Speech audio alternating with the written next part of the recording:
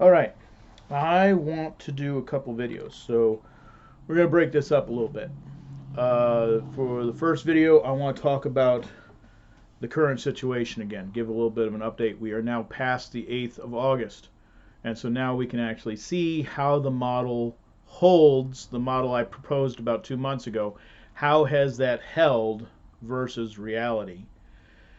And what ways we might update that model. Also, new developments that are occurring within the economy. New word is coming down that is continuing to show that the economy is still continues to be the major flashpoint, the major issue that is still the danger, as I told you back in January and February, that no matter how bad or mild the virus was, that it was in fact the economy that would precipitate the greatest struggle. We are starting to genuinely see that take root, and we are starting to see the government and various other parties all around the world take actions that acknowledge great calamity, at least anticipated, within the fairly near future, and something you want to know about and something you want to prepare for. So, the economy continues to degrade, and we are now seeing evidence of that degradation. So we're still on track for that. So, what are we talking about? Well, first I want to talk about the situation concerning the virus. And of course, that becomes very, very difficult to talk about because the numbers continue to be absolute garbage. And so, really, as much as I was able to make projections before, it is really quite impossible to make any projections at this time, or probably at any point in time going forward. People have just lied too much. That being said, we can say that my original statements about timing were not entirely incorrect, but have failed to manifest to the full extent that would have been anticipated. So I had said, after quarantine, we come out. It's going to take minimum of 4 weeks, probably closer to 6 weeks, before we saw anything at all. Now, of course, we were being told, oh my God, immediately, within 12 hours of coming out of quarantine, there's so much, there's sick, everyone's sick, everyone's dying. And of course, that was not true. But there was some actual information from hospitals that there were, continuing to be cases, that the cases never fell off to zero and they continued on, and that was blown out of all proportion. At the 4th of July, I said, from here, we won't see anything till the 4th of July. We did not see really anything you could hang your hat on up until the 4th of July. After the 4th of July, I said between the 4th of July and the 8th of August, we should begin to see clusters in varying locales. If we're going to see a resurgence of the disease, we should begin to see clusters during that period of time. They should begin to accelerate towards the 8th of August, and after the 8th of August, we would anticipate seeing sustained spread. We did see clusters begin to pop up during this time, particularly in Europe and various other locales. We have some understanding of clusters here, but again, the numbers are so horrifically bad that it's really hard to tell. However, we are now in the time where we should be seeing sustained spread, and there is no specific evidence to suggest that we're seeing sustained spread. So, this is good. This is good. This tells us that things have shifted and that things are not going according to the old pattern that had been established in the United States, in China, twice, three times now, and in many other countries, including Germany and France and Spain and Italy and Russia and many other places that had followed this basic pattern the first time through, and in some cases the second time through. So that pattern has been breached. So now we have to go back and say, okay, the model is not being supported by reality. In any sort of question like this, reality wins. Reality gets to tell us what's going on. We don't get to tell reality what's going on. We're the ones who are, on the ass end of these things, not reality. So we always want to say, okay, here's our data points. If we are correct about what we're seeing, we should expect these data points. Two of those data points fell more or less as anticipated. The third has failed to fall. So now that gives us a number of options of what we can say. Now, one of these options is that, hey, there was no virus to begin with. And this is something that, the denialists are still out there saying, that there's no virus. There was never a virus. There is none now, nor was, it's all a trick. It's all a fraud. Well, there's a problem with that, which in so much as the virus has been isolated, the genome has been studied, and there are people who have absolutely come down with this, and there are tests that actually show this specific virus in somebody's system, not just any virus in somebody's system. So we can say that those denialists, right from the beginning, and continuing to be so, they were wrong. There is, in fact, a virus. Well, the other model that's out there, the next model out there, is saying, well, there is a virus. Yes to the virus, but it's extremely weak and nothing to particularly worry about. And then there's the question of, okay, well, was this perchance the better model? Right now, from what we can ascertain, is we don't know.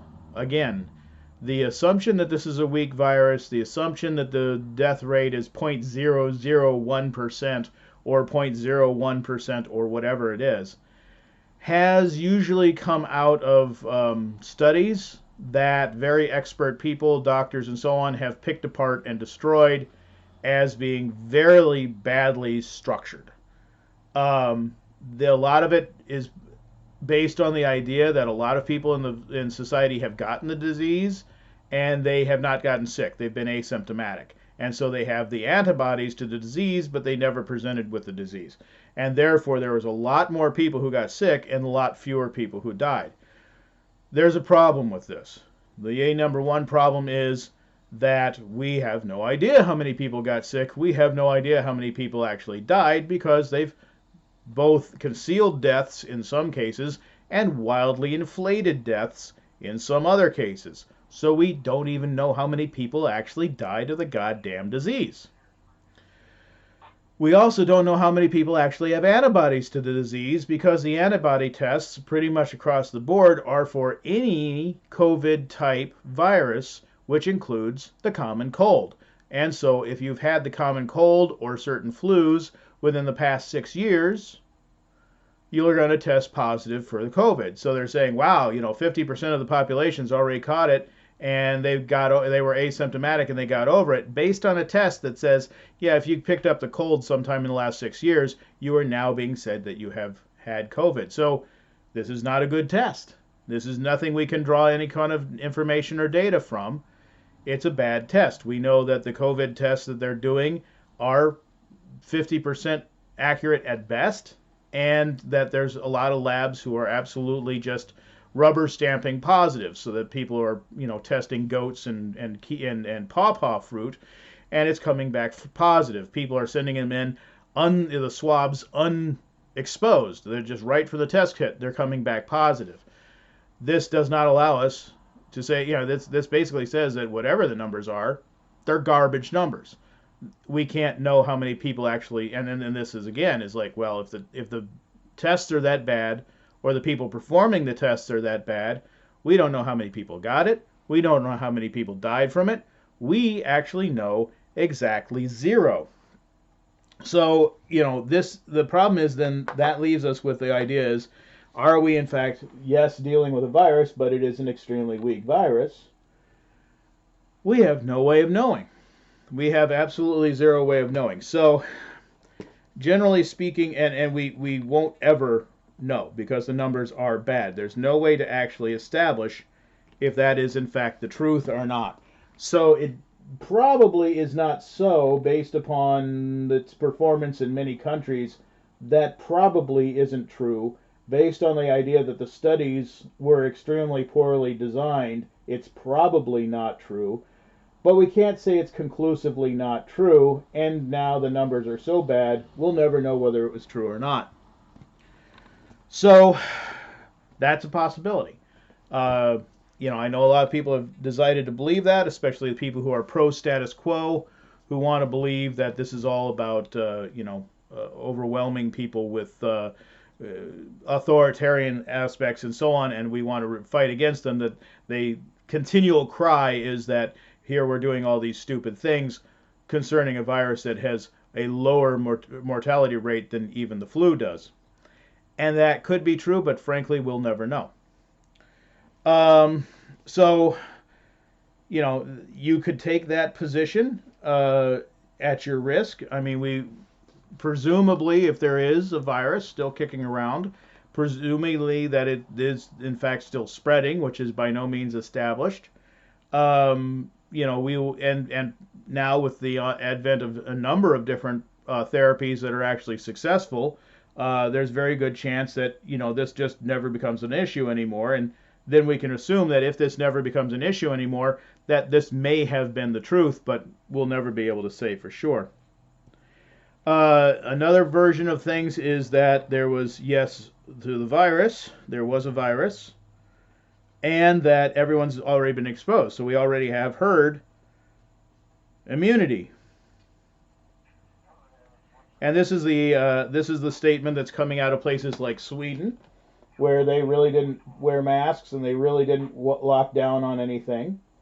And they're testing people and saying that most of the people have the virus or have had the virus, and that nobody ever really got seriously sick, so forth and so on. Again, they're testing antibodies with tests that are highly inaccurate, so we don't know if that's true.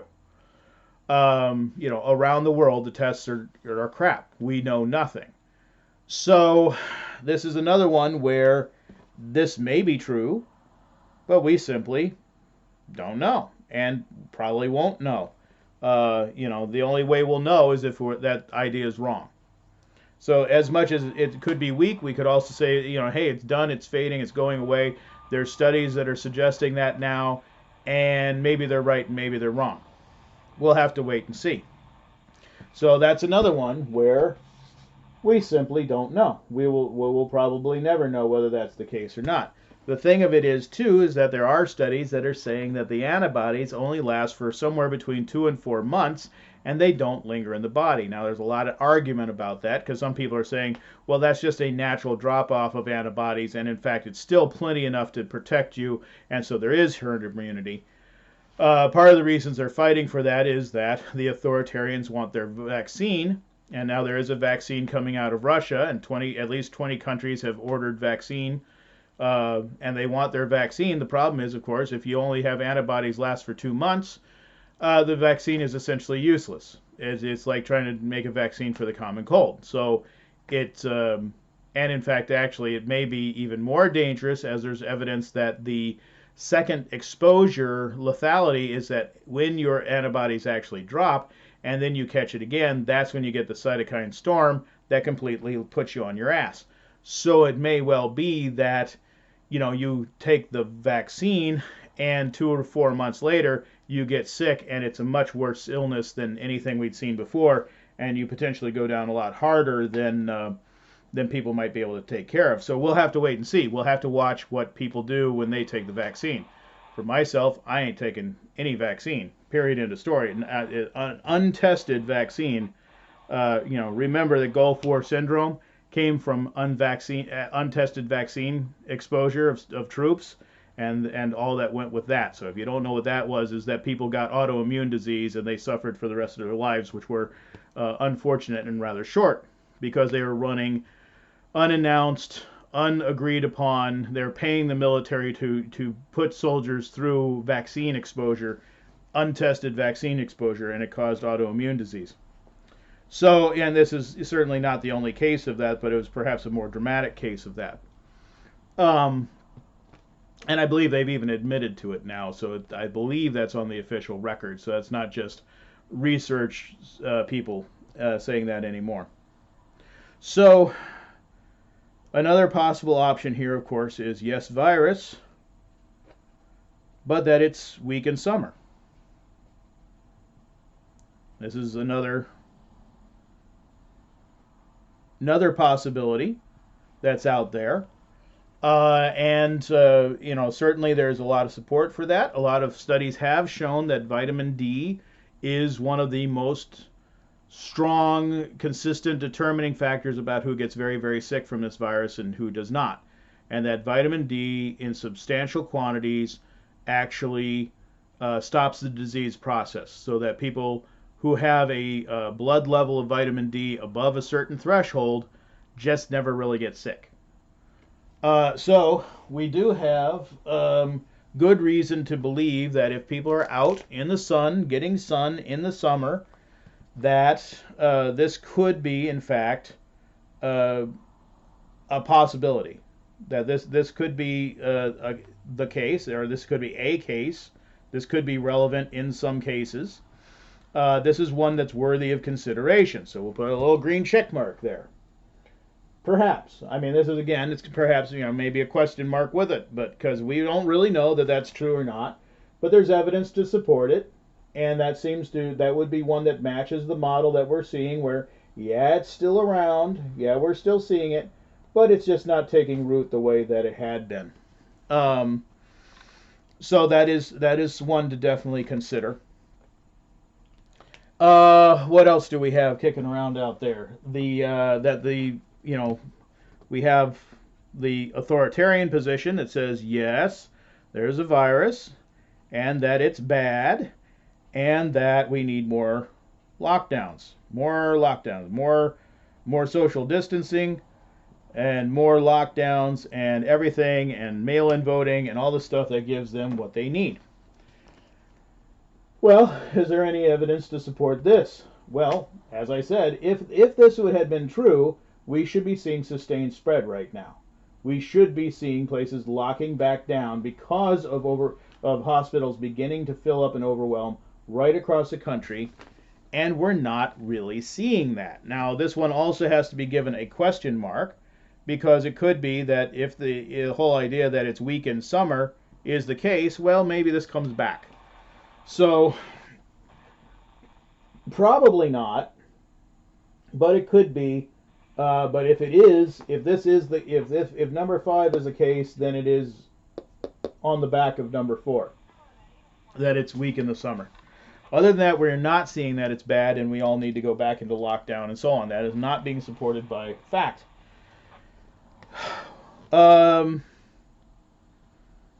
just leave it there. Everything else is more or less a variation of those things. So, if we were going forward, we would have to say, well, we really, what can we know? Well, we can't know whether the virus is actually weak or not because of the nature of the testing and so forth. So we really, even though that's a question and it may be true, it's not a practical choice to make. If we're going to reevaluate where we stand, that's not a reasonable choice to make, because we simply can't know about it. Is it with herd immunity? Can we figure out that is the case? Well, no, again, because the testing is so bad, we can't really pursue that. That might be the case, but we can't really pursue that. We can't really determine whether that's true. And of course, is the virus bad and it's going to be a lockdown? Well, only if it's on the back of the fact that it was weaker in the summer. So really, the only thing we can go with as far as a planning strategy is now we can say, well, okay, let us assume that the virus is still around, but that it's been weakened by the summer sun. And that perhaps then, as the people go back to school, and they're out of the sun, so after about 2 weeks that they're out of school, they're into school, provided the schools even stay open, we might start to see a spike. At some point in time, as people start to spend more time indoors, as the day length shortens, we should, if this was true, begin to perceive that there are sudden spikes in cases, particularly probably moving north to south, so in places like Russia, Poland, Belarus, Sweden, Denmark, Finland, Norway, all the North tier, Germany and so forth like that, northern tier of Europe, Canada, and northern U.S. states should start to show hits, probably first. One would assume probably first, as the season shortens there quickest. And that that probably, let's say, 2 weeks after equinox, so September 21st, 22nd, so about 2 weeks after that, we might expect to begin to see a sharp spike or sustained spread coming in at that time. If we were to see that, then we could say, then we could probably say, okay, now let us remove the question mark here and say, yes, that is in fact the case. So we don't know that that's the case yet, but that would be the telltale, is that sometime around the first or second week of October, we should suddenly see a burst and sustained spread. If we do not see that here at this time, then we would have to default that probably one of these two theories was actually the case. But we would actually know for a fact that this one is not the case at that point. So, and we would also know that this one's not the case either. So that's our next point as far as this is all concerned. That's what we would want to see, is sometime around early to middle October, we should start to see large clusters and sustained spread. And if we do not, then we can be almost positive that it is in fact either gone or we've all caught it and we're not sick. So it's one of these, but we'll never know which one it was. But we'll know. That's the next one we have to test. And if we get through that test, then we'll know that we're in the clear. So, expect the rhetoric, expect all the kind of whoop-de-hoo-ha that as people get, continue to fight. On the other hand, not out of the woods. In so much as, the economy has taken a very large hit. V-shaped recovery is, the recovery is based entirely upon bailout efforts and upon printing of money.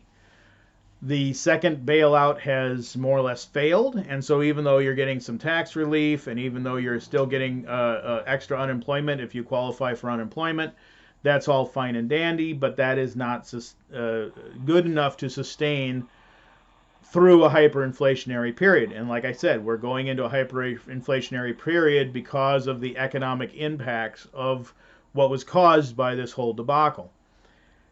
Are we seeing it? I think the last time I talked to you, I said we aren't really seeing it yet. We're seeing, them print money like no tomorrow, but we're not really seeing the inflation yet. Well, that is not true anymore. We are now starting to see early signs of hyperinflation in particularly food prices, which have continued to rise, and in some cases are up as high as 80, 90%.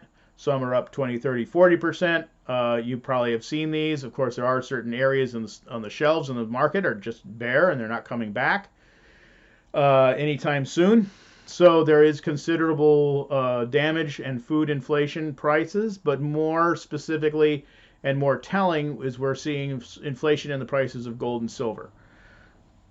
And we're seeing a real rush to gold and silver, a rush to safety by even clueless investors are rushing to safety. This is not a positive sign. They make all kinds of efforts, and this is proved in a court of law, is proved in a federal court of law. There's all kinds of efforts to keep those prices balanced, moderated, contained, however you want to look at it. They're not balanced, moderated, or contained. They are going up by 80, 90%, over a period of 1 or 2 weeks now. So they are breaking out and they are elevating quickly and show no real signs of a push down. Now, of course, we've been through this before, and that doesn't preclude the idea that they might get on top of it again. But I think that they're not going to get on top of it again. There's a lot of pressure preventing them from really getting back on top of this. The only way they could get back on top of this really is the removal of a large percentage of the population, removal of a large demand for credit. If there's demand for credit, the system collapses. If there is no credit, the system collapses. We are in a blind canyon and we're being squeezed. And now the gold and silver prices, despite manipulation, despite suppression that is considered in national interest a national security issue, even despite that, it is now starting to go up rapidly. This is the onset of hyperinflation because, as various gold and silver bugs will tell you, gold and silver don't fluctuate in price, the dollar does. So gold and silver remain worth whatever it is that they are considered to be worth. But if the price is perceived to go up, it's because the value of the dollar is actually going down. So if the value of the gold and silver, or the price of gold and silver, are going up extremely rapidly, which they are, that means that the value of the dollar, perceived value of the dollar, is going down very rapidly. So that is the beginning of an inflationary cycle. We are now seeing evidence of that there is inflation taking place. We are seeing evidence of a rush to safety in the metals markets, a rush out of the dollar. I was saying that, if there was going to be another bailout, there was going to be a serious risk that people just take the money and try to buy gold and silver with it. Well, who knows whether there will be a second stimulus or not. There's still the question in my head very much, does this actually fall apart this fall, or does it take another year or two to actually grind down to a halt? And that still continues to be kind of unclear. With the onset of hyperinflation now, what we would want to see is that, say, by the end of August, we'd want to see maybe a 200 or 300% or more rise in both the gold and silver price. This would say that things are starting to really pick up some momentum and they're heading on a very bad course. If they stay stable, moderate, or even get pushed down, then we're talking about a long-term scenario, much longer-term scenario. If they run away and they explode over 200 or 300%, possibly 5, 6, 1,000%, 2,000%, something like that, then we know that we're heading for a crash sooner rather than later. So this is the marker that we're looking for on that score. And then there's the question of what does that mean to the average person? And what we're hearing now very definitely is that all states are stockpiling food. They have ordered millions of dollars worth of food to be stockpiled for food pantries. So the government itself is highly concerned about the availability of food to people through this coming winter. Because you don't stockpile food for long, long periods of time if you're the government. You do it when you need it. So they've put out orders, and they're claiming, according to data that I've seen coming in just today, they're claiming they've only been able to take delivery of about a quarter of what they've ordered. So this creates a really big problem, in so much as the government has first dibs on all resources. It's a national security issue. So if the government wants masks, they get the masks first. If they want food, they get the food first. If they want guns, they get the guns first. Whatever it is, for national security purposes, the government gets to order first. Now, admittedly, there's black market manipulations and people make bribes and there's all kinds of that kind of shenanigans go on. But if the government can't fill its orders, they can only barely fill a quarter of their orders. This really means that there is going to be serious, they are sucking up all the food. So food that would be in the supply chain and would be heading to the store that you are familiar with, it's not going to the store, it's going to the government. And so you're not going to see it in the store, or it's going to be slower to restock, and or it's going to be much more expensive. So the government is actually interfering in the market, and they are stockpiling. They are, panic buying, and that's really what it amounts to. The governments, and not just the United States governments, but governments all over the world, including and especially China, are panic buying. Remember what it looked like with the toilet paper back in March? They're doing that now with every kind of food they can get their hands on, every kind of shelf-stable food. The government's doing that now. So beans and peanut butter and canned green beans and all kinds of things. We're hearing that there are can shortages, metal shortages coming out of China. So there's not cans. And there's not bottles and things that are needed to actually put the food in. So even if the food's there and it gets harvested, it gets put into a trench in the ground and left to rot because there's nothing to put it in to ship it. So there are serious repercussions, economic repercussions. They are strongly hitting the food supply. And, normally I would say we would have to wait and see because we don't know whether or not it will be, we might squeak through. There's a lot of efforts in the past that have been put in to make sure that at least the United States of America gets to make sure they have food. But now we have to say, well, that's in question, because if the government's ordering food and they can barely pick up 25% of what they've ordered, that strongly recommends that there is no food. And believe me, the states aren't ordering anywhere near enough to actually feed their entire populations. They're ordering enough to feed cops and firefighters and government people, who will undoubtedly have first call. They're not ordering enough to supply everybody for the entire winter. Even if they were making orders that large, they're not getting more than 25% of what they're ordering. This is not a good thing. This is looking at the economic impacts that I was talking about back in January. In so much as we come through into September, October, and the harvest season in this country, and depending on how the harvest comes out, which is looking a mixed bag. We don't know. Some people are reporting really good years. A lot of people are reporting not so good years. So we don't know how the balance is actually going to come out yet. But if it turns out that even if it's an average year, that is going to be putting a lot of difficulty on people. People will be hard pressed to, food prices will probably go up. If it's anything less than an average year, then there's going to be a lot of food problems and probably some serious starvation. So hopefully you took my advice back in March and April, and again in May and June, and you stocked up on your food a little bit and made sure you had at least the basics of your food back then, because now we're seeing very clearly that that is a problem that is developing, and the indicators are not that this is, that this might be a squeak through.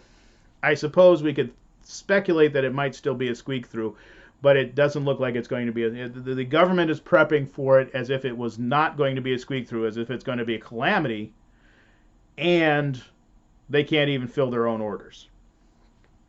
So, again, the economy is the issue. If we were going to see the economy last, we would have to see the price of gold and silver stabilize. We would have to see more bailout money getting into the hands of individual people, and we'd have to be reasonably confident that there's going to be food on the shelves. If we cannot be confident of all three of those things, then we're looking at calamity sooner rather than later.